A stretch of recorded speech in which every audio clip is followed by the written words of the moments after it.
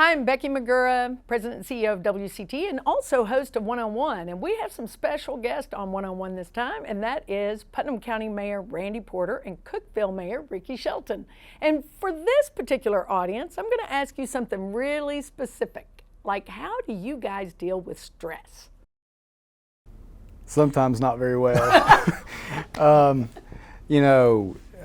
Prayer is one thing.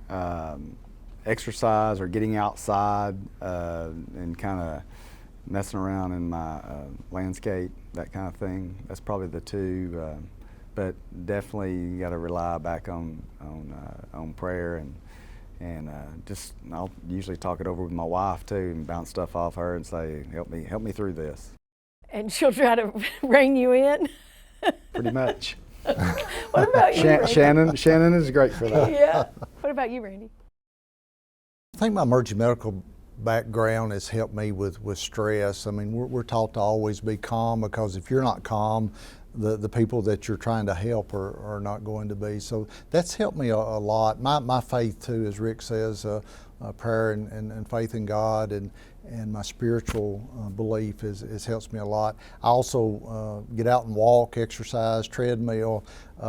My big stress reducer is mowing and bush hogging, and I know people are going to think that's crazy, but being on a lawnmower or a tractor is just so relaxing to me to be able to do that. So when you add all those together, plus I have a great support system at home with my family, and they're great, knowing what you go through and to try to help you through those things. And have a lot of friends too. And I have to say, Rick and I, we push off of each other a lot.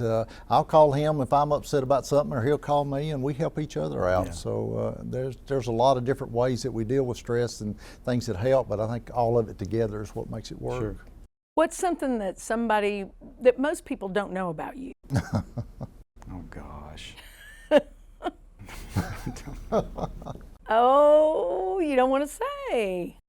You want to say about each other?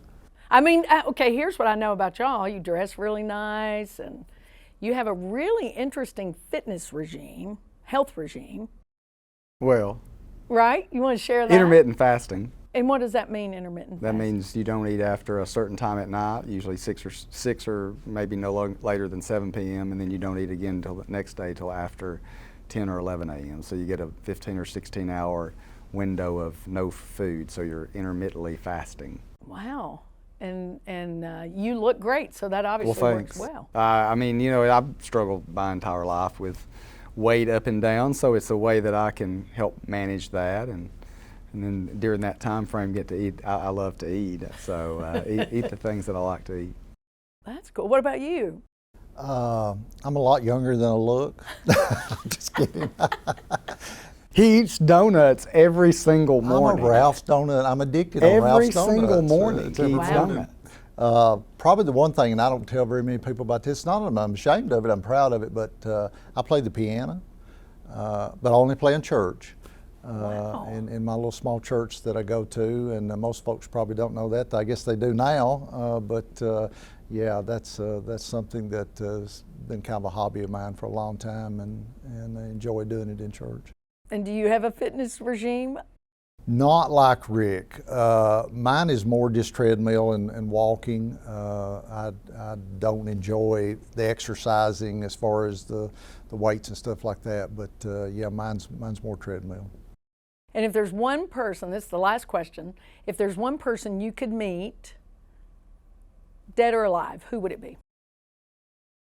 I already met him. I'm just kidding.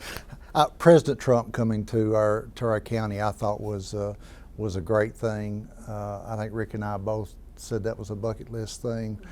Whether that was President Trump or whoever the president was, coming to our county was historical. But we had an opportunity to meet him and see the compassion that he had for our county. He gets beat up a lot in the media about different things, and I'm not saying I agree with everything he does or everything he says, but the compassion that he showed to our county to come here was very important to me, to be able to meet him and talk to him. Yeah, that would be a living person.